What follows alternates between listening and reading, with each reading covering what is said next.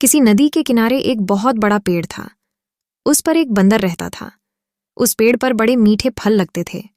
बंदर उन्हें भरपेट खाता और मौज उड़ाता था। वह अकेले ही मजे में दिन गुजार रहा था। एक दिन एक मगर उस नदी में से पेड़ के नीचे आया।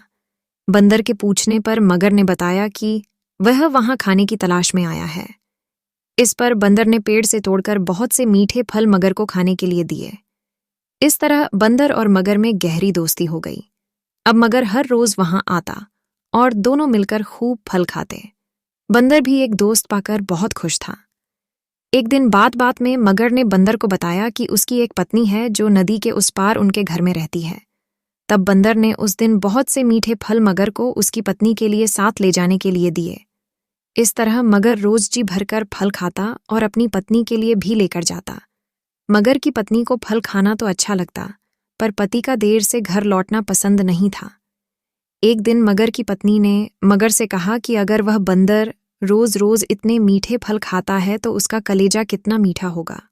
मैं उसका कलेजा खाऊंगी। मगर ने उसे बहुत समझाया पर वह नहीं मानी।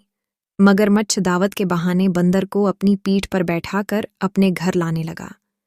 नदी बीच में उसने बंदर को अपनी पत्नी की कलेजे वाली बात बता दी। इस पर बंदर ने कहा कि वो तो अपना कलेजा पेड़ पर ही छोड़ आया है।